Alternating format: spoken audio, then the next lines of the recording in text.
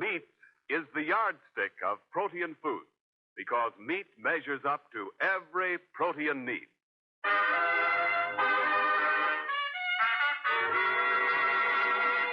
The American Meat Institute presents The Life of Riley, a half hour with radio's newest and friendliest family, and starring William Bendix as Riley.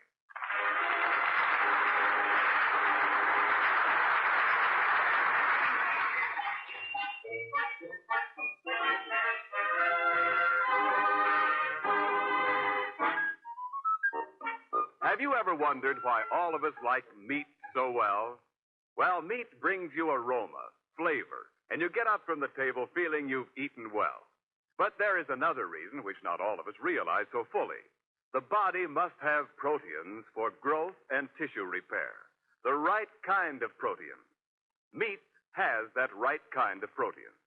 That's why meat is the yardstick of protein foods. Meat measures up to every protein need. And now, The Life of Riley.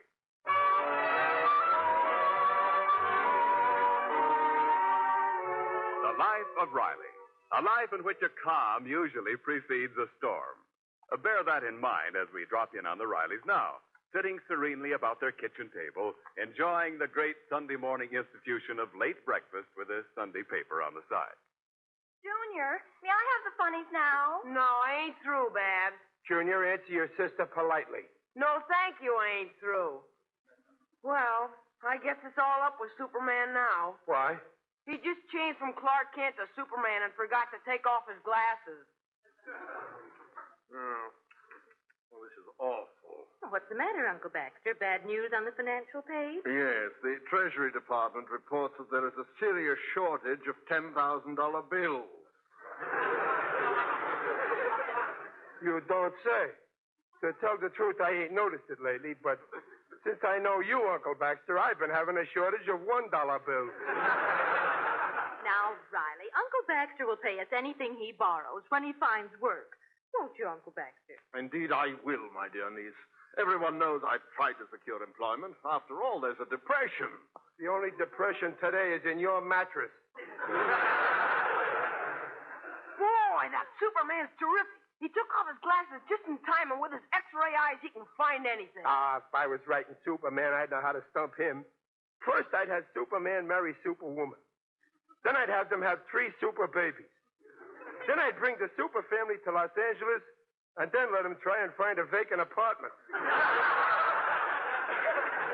What an imagination, Daddy. You ought to write stories. Yeah, I got an idea for a story right now. It's a fairy story, kind of.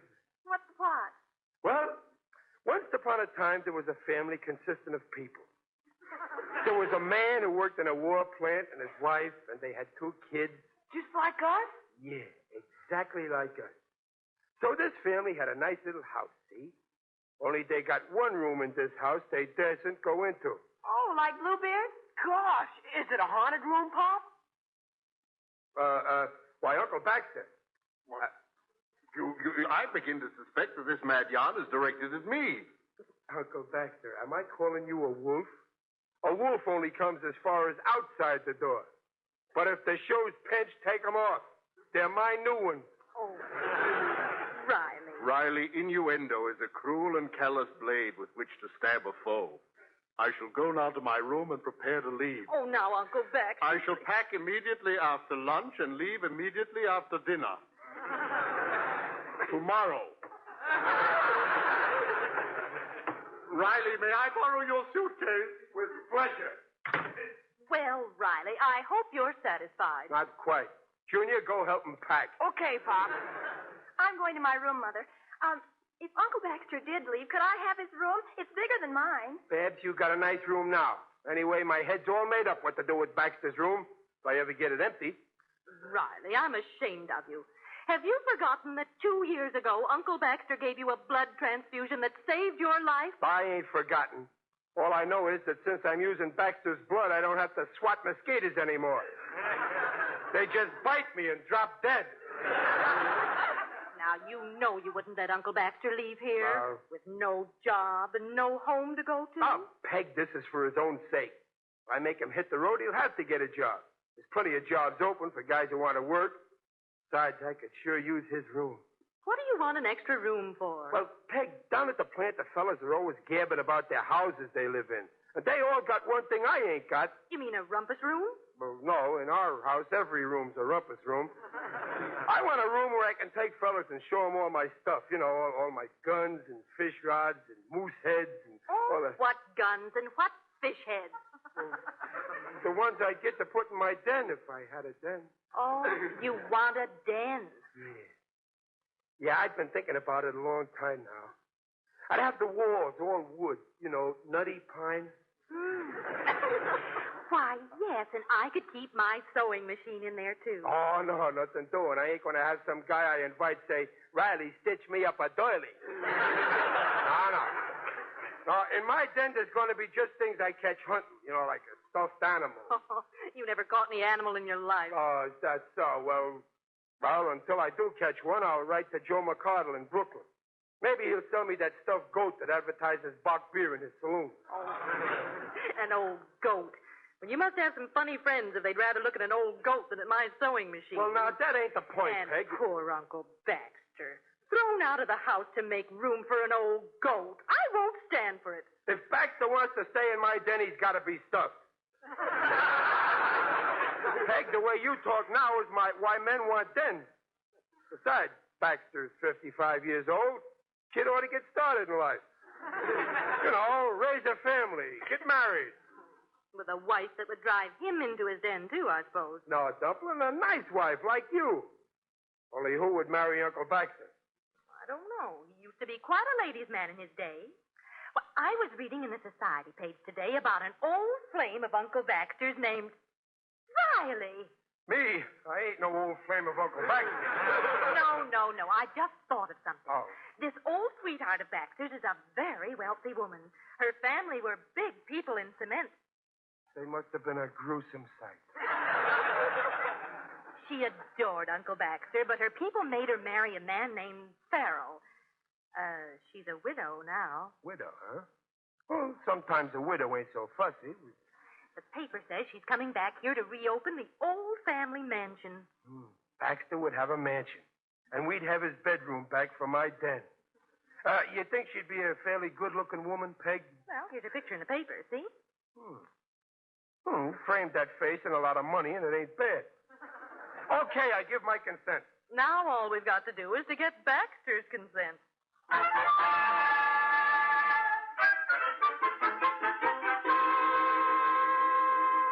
And you know, Uncle Baxter, the minute I saw her name in the paper, I said, why, that's the woman who was so crazy about Uncle Baxter. Ah, yes, dear little Julia. She had all the qualifications that a bride should have. She had money. She still has a very nice smile, hasn't she? And she still has money. Uncle Baxter, I have a lovely idea. Why not give Julia a surprise? Why not call her up? Oh, no. Why rake over the ashes of an old love? Speaking of ashes, here's an ad in the paper where a fellow will sell an ashtray made of an alligator's lower jaw that would look good in a man's den. Uncle Baxter, I'll bet Julia would love to hear from you. You think so, really? I've aged a bit since my Harvard days, you know. Oh, why, that touch of gray at your temples makes you look like a movie actor, doesn't it, Riley? Yeah, if I was a wave, you would be my pinup boy. Say, here's an ad where a man will sell a headhunter's head. Just what I need for my den. Dear, when I think of that poor Julia alone in a beautiful mansion with no one to talk to. Yes, I suppose her house has a nice bar. Here's a man got a couple of pillars to sell stuffed with pine needles. Just the aroma I'm looking for. It'll go good with the goat. Riley, will you put down that paper and talk to Uncle Baxter? Oh, well, okay. Now, Baxter, about this goat, this widow. Why don't you call her up like Peg says? Oh, but it might lead to renewed romance, even matrimony. Oh, no, I'll end my days with you. I couldn't leave you two children to face life alone. Don't worry, Uncle Baxter. We'll muddle through. Uncle Baxter, I think you'd be very happy with a nice wife like Mrs. Farrell. Oh, go on, Uncle Baxter. Call her up. Give her a thrill. You know, I think I shall. Yeah. I'll make an appointment to call on Julia at her palatial home. Attaboy. But I warn you, Riley, Julia may steal me away from you. Well, sure she will, Uncle Baxter. And I want you to be the first to congratulate me.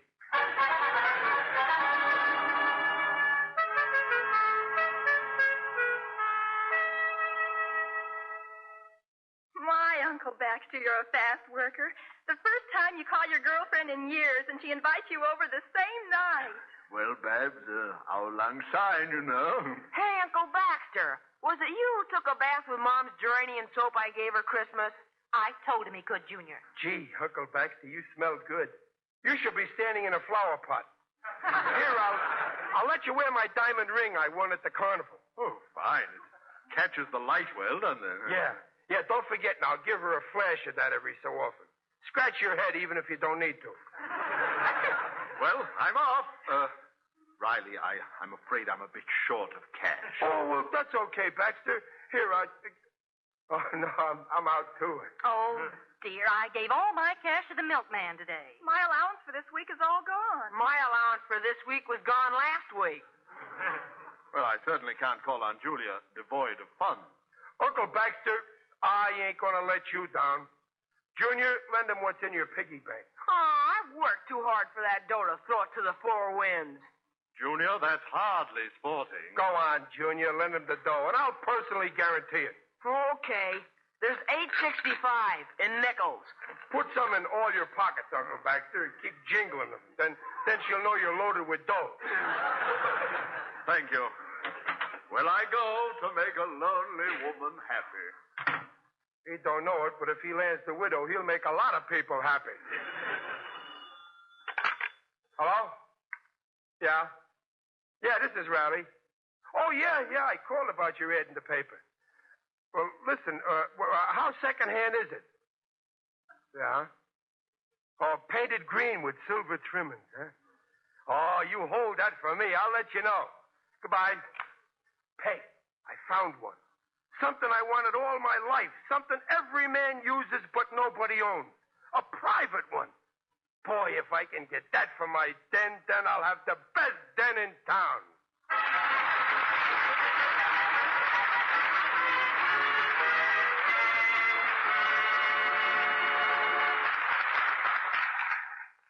And now, while we're waiting to see if Baxter lands the widow and Riley gets his den, this is Ken Niles with a question.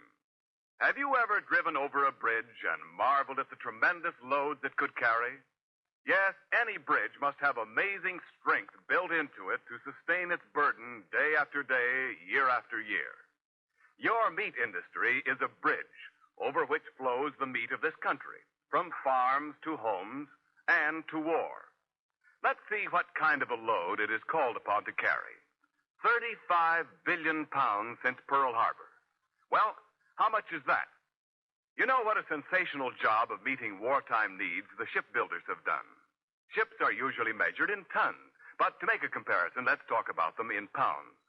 In the 2 years after Pearl Harbor, this country produced 54 billion pounds of cargo ships. It will probably surprise you to know that during the same period, the meatpacking industry produced almost 2/3 as much meat, 35 billion pounds in all. To get that meat from where it was produced to where it was needed, to put it on the home tables of our workers and our allies and into the mess kits of our fighters, has been the responsibility of your meatpacking industry. With fewer workers, with more meat to handle, it has met this great emergency with the capacity and efficiency built up over the years. Yes, the bridge which your meat industry has built in peacetime has proved itself strong enough to serve the nation well under the urgent demands of war. And now back to the life of Riley.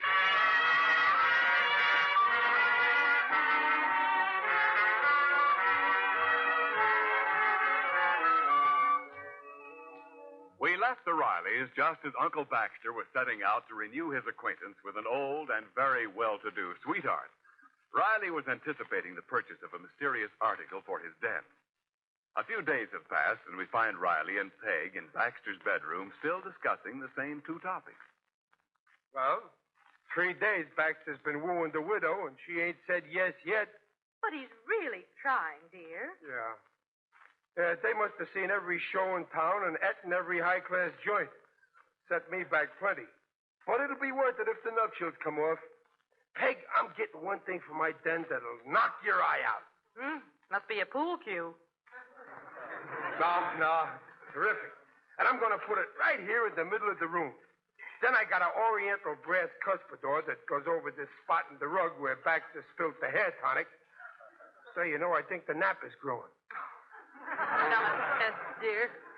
Riley, Peg. Hey, Baxter, what's the score? Did you ask you yet? Where you going for your honeymoon? My dear children, I have news for you. Wait a minute, Baxter. What's the idea of wearing my new blue suit? What? Oh, that can't be your suit, dear. It fits Uncle Baxter too well. Well, to be frank, it is Riley's suit. I had it altered for me. You had my suit altered to not fit me? To be serene, Riley, count your blessings. Julia liked me in this suit. Hey, what's that in your hand? My picture off the mantel. And yours is up in its place. I can explain, my dear nephew. And what's that in your other hand? My name off in the mailbox. Say, what are you trying to do? Make me unconspicuous? I can explain, Riley. You put my picture back.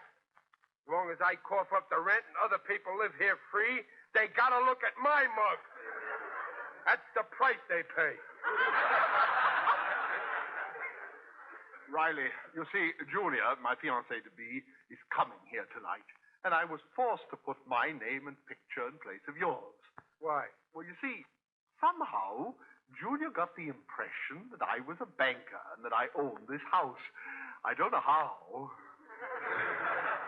You don't know how. It couldn't be you gave her a little hint, could it? Like Julia, I'm a banker and I own the house.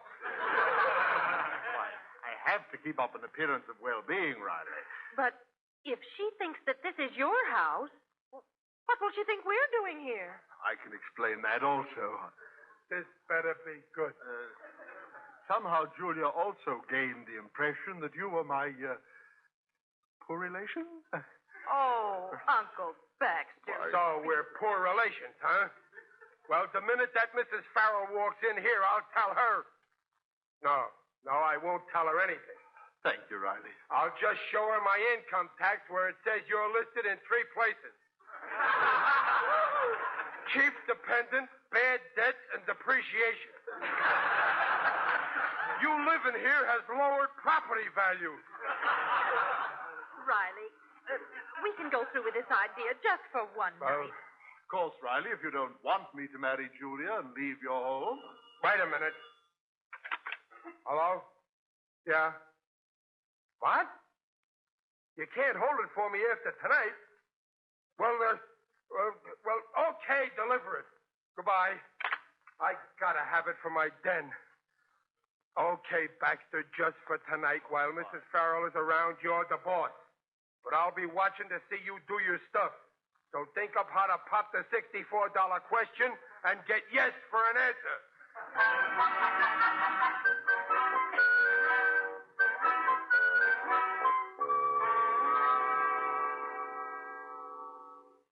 Can you see Uncle Baxter and Mrs. Farrell through that crack in the door, Pop? Yeah, he's just going to kiss her hand.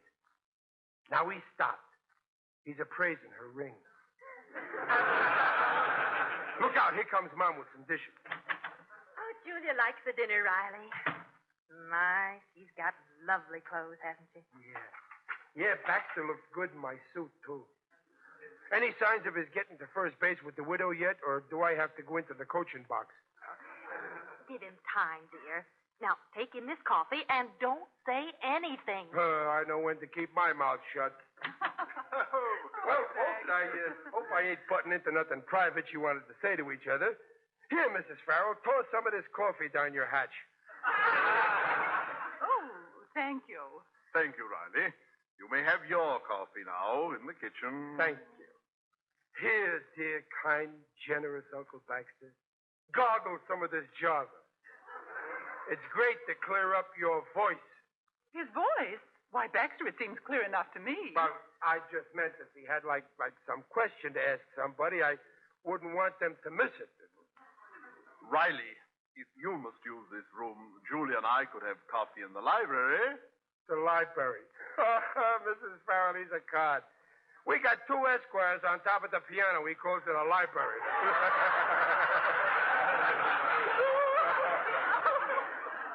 Riley, if you're not very careful, I'm afraid I'll have to cancel your plans for that den you wanted. You understand? Why, Baxter, are you building a den for your nephew? Well, how nice of you. Oh, it's nothing. Mrs. Farrell, he's always doing things for me. Tomorrow he's giving me that suit he's wearing. Of course, I may have to get altered to fit it. Boy, I'm going to have a nifty den. Look, I already got this fishing rod here for it. Riley, perhaps Peg wants you in the kitchen. Oh, the last time I fished was on our yacht. The day I lost Alonzo. What's Alonzo? One of them big barracudas? Alonzo was my late husband. Oh, sorry. Fishing reminds me of dear old Bertie Holloway. Great game fisherman, Bertie, huh? Yes, he was an expert dry fly caster. I'm strictly a wet clam man myself. Whatever became of good old Bertie, Julia? Did he marry the Vander girl? Oh, no, Baxter. He waited too long. Poor Bertie. Probably too slow on his feet. Sat around guzzling coffee instead of popping the question, maybe. Uncle Baxter? But why does Riley keep winking, Baxter? Some nervous trouble? Yeah, I'm nervous today. I'm as nervous as a bridegroom. Riley, someone wants you in the kitchen. Who does? I do. Oh, yeah, I get it. Two's company, three's a crowd. Well, see you in church. Riley! Oh, thank goodness he's gone. Baxter, now, I think it's fine of you to look after these people, but... Well, one does one's duty, doesn't one? Yes, but you mustn't humor them too far. It spoils them. A den for Riley, trout rods. Why doesn't that shiftless man get a job? Oh, it's no use, Julia. Many's the time Riley and I have had heated words on the subject of going to work. Baxter, now, I'm saying this because I have your interests at heart. Why, suppose you were to have the handling of a very large estate. Such as yours, Julia, such as yours. Oh, yes, I could handle it. I never allow the Rileys to buy anything really unnecessary. There are certain laws of economy that I feel must apply. Well, My goodness. What's that? In the hall. I'll see. Riley, what is that? All right. Take it easy, Junior. Now, not too fast. We'll break it. Goodness. Okay.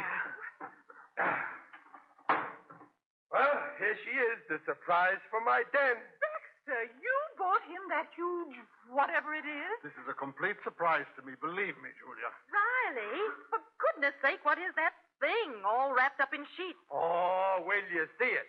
Nobody's got one of these in his den but me. When I get it, then. Well, let's see it, Pop. Come on. All right. Oh, I wish I had an unveiling speech, but... Well, anyway, here goes.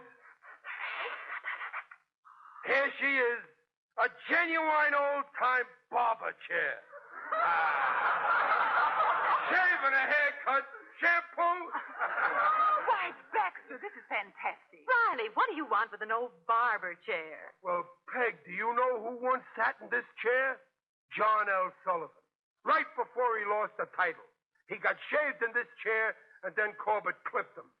Oh, gee, Pop, it's keen. Yeah. Look at all the different angles you can get. Yeah, go on, sit in it, Mrs. Farrell. Oh, no, thanks. Hey, Pop, let me push him up. No, leave it low, Junior. Boy, it's slick. I can lay back in it and read while I shave myself with my electric razor.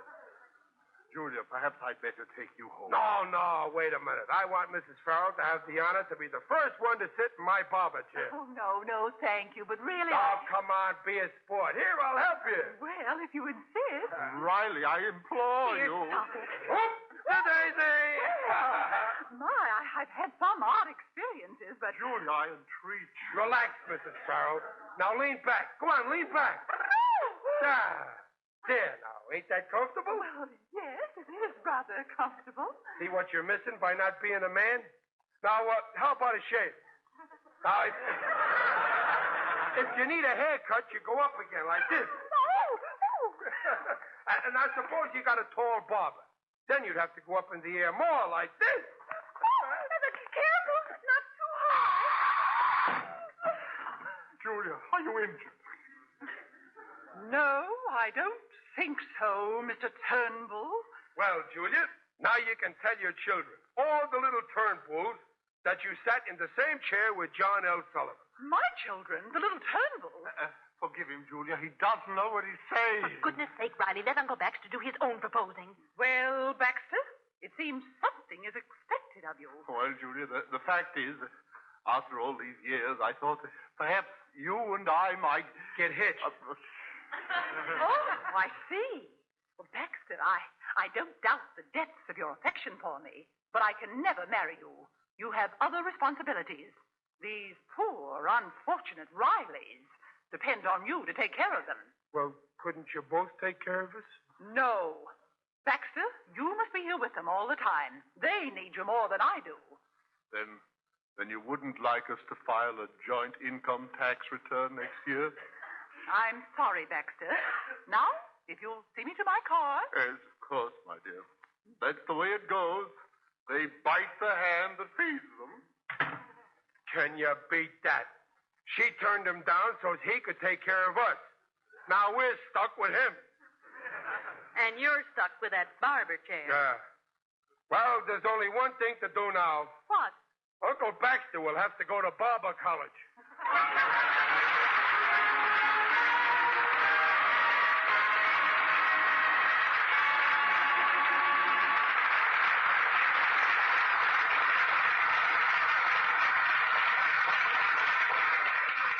The Rileys will be back in just a moment.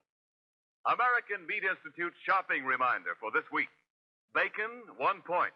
Lard, no points per pound. And most types of sausage have been reduced 1 or 2 points per pound. And you'll want to take advantage of these values. And now, anyone who knows New Orleans knows that famous restaurant called La Louisiane and its distinguished chef, Monsieur Charles Pivert, better known as Chef Anatole. Now, you may be sure that meat rationing doesn't bother Chef Anatole when you see what he can do with the simple low-point cuts of meat like breast of veal, breast of lamb, or beef stew meat. He cooks his dish with onions, green peppers, tomatoes, and other vegetables, seasons it with a bouquet garni, which you housewives know is an herb bouquet of parsley, bay leaves, thyme, and cloves, and serves it with fluffy rice. And when you taste that combination of delicious meat, tender vegetables, and delicate herbs, you know here is a dish. You'll find the complete recipe in the American Meat Institute's advertisement in your April Good Housekeeping or Ladies' Home Journal. Note that Chef Anatole recommends the same recipe for low-point cuts of beef, lamb, and veal. And remember, no matter what kind or cut, price, or point, all meat brings you the right kind of protein. Yes, meat is the yardstick of protein foods because meat measures up to every protein need.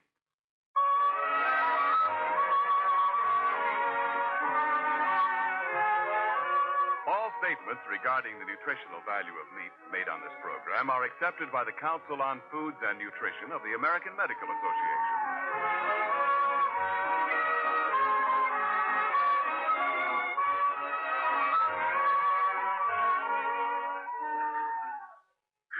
Riley, it's almost midnight. It's time to go to bed.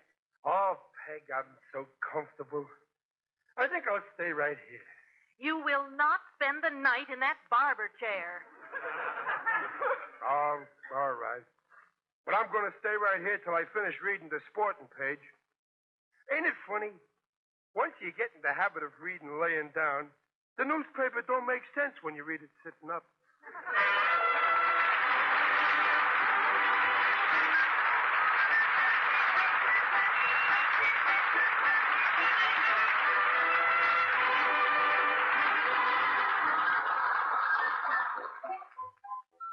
The Life of Riley, starring William Bendix and sponsored by the American Meat Institute, will be back next week at this same time. William Bendix appears on this program by arrangement with Hal Roach. The Life of Riley was directed by Don Bernard, with music by Lou Kozloff, and came to you from Hollywood. This is Ken Niles saying, see y'all next week.